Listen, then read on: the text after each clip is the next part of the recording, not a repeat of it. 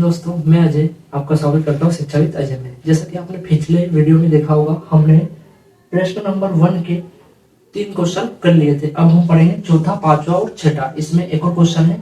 तो द्विघात समीकरण का रूप आपको पता होगा। द्विघात समीकरण का रूप क्या होता है, मैं लिख देता हूँ। यहाँ होता है ax² plus bx plus c, जिसमें x होगा x मान लेंगे, u होगा u मान लेंगे, कुछ भी अगर चर कुछ भी हो सकता है जिससे इसमें चर है u।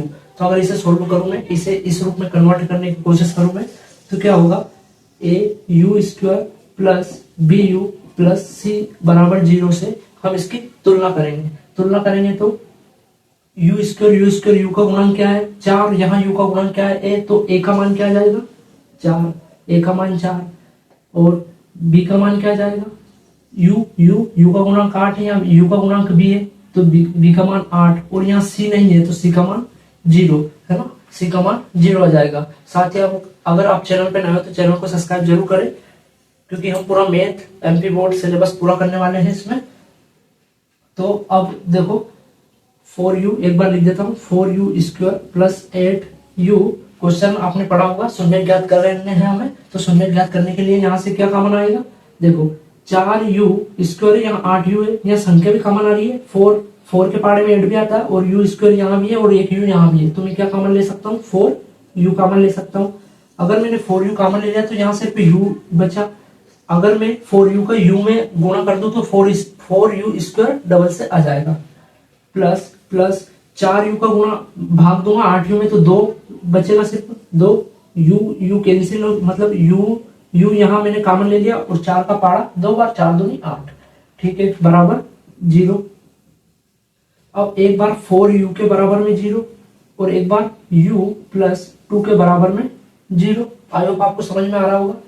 तो यहाँ से u का मान चाहिए मुझे, तो 0, और ये u का गुणांक है 4, तो बटे में चला जाएगा 4। अब मैंने आपको, अगर पार्ट आपने एक पढ़ा होगा मेरे से, तो मैंने आपको बताया कि 0 के बटे में कोई भी संख्या आती है तो 0 को कोई फर्क नहीं पड़ता है, तो वो 0 ही होता है। संख्या के बटे में अगर कोई 0 आता है तो वह इन्फिनिटी यानी कि अनंत पहुंचा देता है। तो 0 के बटे में कोई संख्या आती है तो u का मान 0 है ना। ये हो गया हमारा अल्फा का मान। बीटा का मान निकालेंगे हम, u बराबर ये प्लस का 2 उधर जाके माइनस का 2, तो एक हो गया ये u के 2 मान। क्योंकि ये द्विघात समीकरण है, इसलिए जितनी पावर होगी उतनी अधिकतम इसके शून्य हो गए। तो यहाँ u की घात 2 थी, तो 2 u के मान आ गए। इसे मानते हैं हम अल्फा, इसे मानते हैं बीटा। हमें सत्यता की जांच करनी है। देखो, सत्यता की जांच करने पर मैंने आपको लिखवाया था, अगर आपने इससे पहले वाला वीडियो देखा तो शून्यांकों का योगफल अल्फा प्लस बीटा बराबर होता है -b/a है ना। ये दो अगर बराबर आते हैं मान तो हमारा क्वेश्चन सही है, वरना हमने कुछ गलती की है। देखते हैं, अल्फा का मान 0 प्लस बीटा का मान -2, तो प्लस माइनस 2 आया। देखते हैं माइनस सूत्र का b का मान क्या है, b का मान 8 है ना, बटे a का मान क्या है, a का मान 4 है, तो 4 2 सा 8, तो यहाँ भी हो गया -2। तो हमारा शून्यांकों का योगफल क्या आया, -2 सही है। मतलब अब दूसरे नंबर पे निकालते हैं हम शून्यांकों का गुणनफल। मैं यहाँ कर देता हूँ, शून्यांकों का गुणनफल होता है, चूंकि शून्यांकों का गुणनफल होता है अल्फा डॉट बीटा बराबर होता है c/a। इसके बाद आपको ये लिखना है ना, क्वेश्चन दूसरा हम इसे मिटा के करेंगे। तो अल्फा डॉट बीटा शून्यांकों का गुणनफल c/a। अल्फा का मान क्या है, अल्फा का मान 0 है, गुणित बीटा का मान क्या है -2 है। अब 0 का गुणा किसी संख्या में करो 0 जाता है, बराबर c का मान क्या है, c का मान यहाँ 0 है ना। c का मान यहाँ 0 है, क्योंकि यहाँ इसमें c है नहीं, तो c का मान 0, तो c 0 के बटे में कोई भी संख्या आती है तो क्या पहुंचा देता है 0 के बटे में कोई भी संख्या 0। तो हमारा शून्यांकों का गुणनफल भी आ गया 0, तो हमने सत्यता की जांच भी कर ली है, तो हमारा क्वेश्चन सही आया है बिल्कुल। आप इसका स्क्रीनशॉट ले सकते हैं। अपन दूसरा करते हैं, ये वेरी वेरी इंपोर्टेंट है, ये IMP क्वेश्चन है ना। देखते हैं, मैं इसे मिटाता हूं।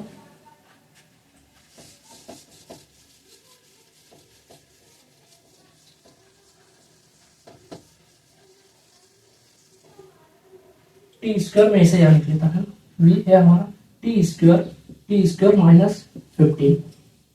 देखो इसकी तुलना करेंगे द्विघात समीकरण से पहले, तो द्विघात समीकरण को टी के रूप में लिख लो, A T square plus B T plus C equal to 0। ठीक है, तुलना करने पर टी का टी स्क्वायर, यहाँ टी स्क्वायर को गुणांक क्या है 1, तो यहाँ ए का मान 1, ए का मान 1।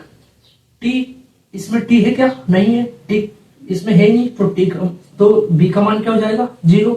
इसमें सी जरूर है, सी मतलब इसमें टी नहीं है तो इसमें भी टी नहीं है, तो सी का मान होगा यहाँ -15। ये ध्यान रखने की बात है इसमें, है ना। देखो एक बार मैं लिख लेता हूँ, टी स्क्वायर माइनस 15, मैं जानता हूँ ये द्विघात समीकरण है, ये द्विघात बहुपद है, तो टी स्क्वायर है मतलब 2, तो टी के 2 मान आएंगे। देखो कैसे, टी का मान चाहिए मुझे, टी स्क्वायर बराबर ये माइनस का 15 उधर जाके प्लस का 15। अब जैसे मैं मुझे सिर्फ टी का मान चाहिए, तो जैसे मैं इसका स्क्वायर हटाऊंगा तो इस पे करनी लग जाएगी, लेकिन प्लस और माइनस के 2 मान आएंगे, प्लस माइनस और अंडर रूट में 15। ठीक है, ये आई होप आपको समझ में आया होगा। तो t बराबर क्या हो जाएगा, t बराबर एक तो प्लस का अंडर रूट 15 और एक t का मान होगा माइनस का अंडर रूट 15। ये आपको समझ में आया होगा। देखो तो ये हो गया अल्फा का मान, ये हो गया बीटा का मान। तो हम जांच करते हैं, सत्यता की जांच करने पर, सत्यता की जांच करने, सत्यता की जांच करने पर, सत्यता की जांच करते हैं हम। पहले नंबर पे क्या करते हैं, शून्यंकों का योगफल। शून्यंकों का योगफल क्या होता है, अल्फा प्लस बीटा। शून्यंकों का योगफल alpha plus beta, alpha plus beta का मान होता है -b अपॉन ए, -b अपॉन ए। बार बार सवाल करोगे तो आपको अपने आप ये याद हो जाएंगे। अल्फा प्लस बीटा का मान है -b अपॉन ए, अल्फा का मान है अंडर रूट 15 प्लस बीटा का मान है माइनस अंडर रूट 15। ठीक है, plus minus minus under root 15 plus minus minus under root 15।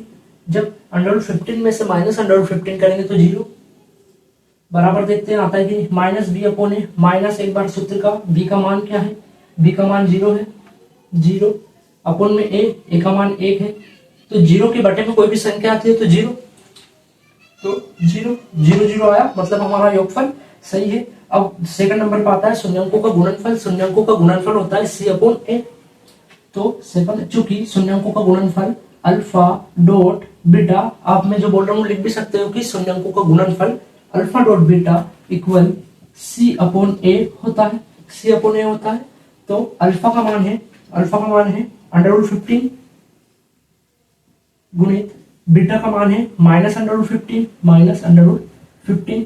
तो जब भी हम अंडर रूट 15 का अंडर रूट 15 में जब भी हम किसी संख्या का, जैसे मैंने लिख दिया 2 गुणित अंडर रूट 2, तो मैं इसे लिख सकता हूँ 2 गुणित अंडर रूट 2, इसे मैं लिख सकता हूँ 2 अंडर रूट 2 गुणित अंडर रूट 2 को मैं एक साथ लिख सकता हूँ। जब आपने पढ़ा होगा, जब करनी में जब अंडर रूट में 2 मान समान हो तो एक पेयर बन जाता है, तो सिर्फ 2 बाहर आ जाता है। सेम टू सेम उसी प्रकार अंडर रूट 15 का एक पेयर बन जाएगा तो सिर्फ 15 बाहर आ जाएगा, और ये माइनस वैसा का वैसे ही। अब देखते हैं c अपॉन ए, c का मान क्या है, इसमें c का मान है -15, c का मान है -15 और a का मान है, टी स्क्वायर का गुणांक 1 है, तो t का मान है 1, तो ये आया -15, 1 का भाग देंगे -15 में तो -15। तो आई होप आपको बिल्कुल आसान तरीके से समझाया मैंने। -15 इक्वल टू -15, तो शून्यंकों का गुणनफल भी -15 आया है, आपको समझ में आया होगा। IMP क्वेश्चन है, आता भी है 2 नंबर का एक क्वेश्चन। तो ये मैं रफ करता हूँ, आप स्क्रीनशॉट ले सकते हो। इसी का क्वेश्चन तीसरा और करते हैं हम, तो हमारा क्वेश्चन एक खत्म हो जाएगा।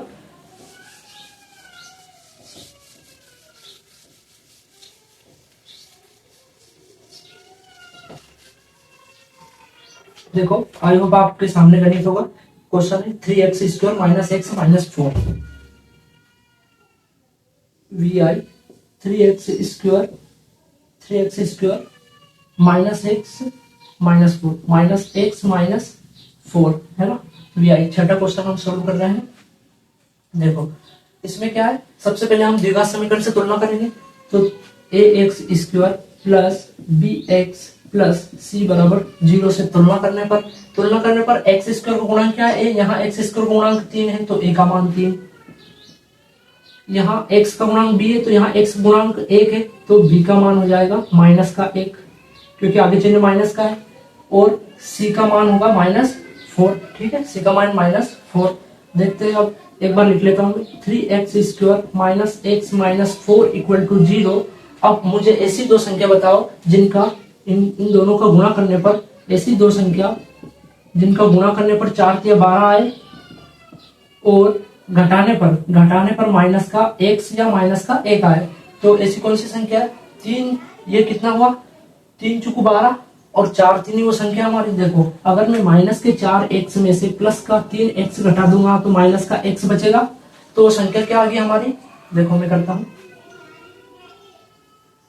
3x² वैसा का वैसा ही, माइनस इस x को मैं लिख सकता हूं तोड़ के, माइनस का 4x प्लस का 3x - 4 = 0। मैंने कुछ भी परिवर्तन नहीं किया। आप देख सकते हो, जब 3x² वैसा का वैसे ही, -4x में प्लस का 3x में घटाऊंगा तो सिर्फ माइनस का x बच जाएगा और -4 = 0। आई होप आपको ये समझ में आया होगा। देखो, अब यहाँ से क्या कॉमन ले सकते हैं? सिर्फ x कॉमन ले सकते हैं यहाँ से, क्योंकि यहाँ 3 है, यहाँ 4 है, 3 और 4 में तो 1 कॉमन रहता है, तो 1 का तो कोई मतलब नहीं बनता है।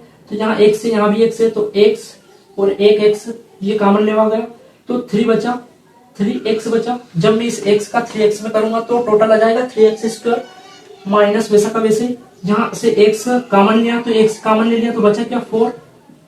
अब देखो 3x - 4 बनाना है मुझे, 3x - 4 बनाना है, तो यहाँ प्लस का 1 कॉमन लूंगा, 3x - 4 बन गया बराबर 0। जब हमारे दो ब्रैकेट समान बन जाते हैं तो हमारा क्वेश्चन सही रहता है। तो एक बार x + 1, एक ब्रैकेट ये बन गया, एक ब्रैकेट बना 3x - 4 = 0। एक बार x + 1 बराबर में 0 और एक बार 3x - 4 बराबर 0। यहाँ से x के दो मान आएंगे। देखो, x बराबर, ये प्लस का 1 है, उधर जाके माइनस का 1, और ये है 3x - 4, तो मुझे x का मान चाहिए। 3x बराबर में -4 का उधर जाएगा तो प्लस का 4, और x बराबर 4 अपॉन में, क्योंकि x का गुणे में है ये 3, तो उधर जाके बटे में 4/3। तो हम इसे मानेंगे अल्फा, इसे मानेंगे बीटा, है ना। देखो, सत्यता की जांच करने पर, सत्यता की जांच करने पर, सत्यता की जांच करने पर,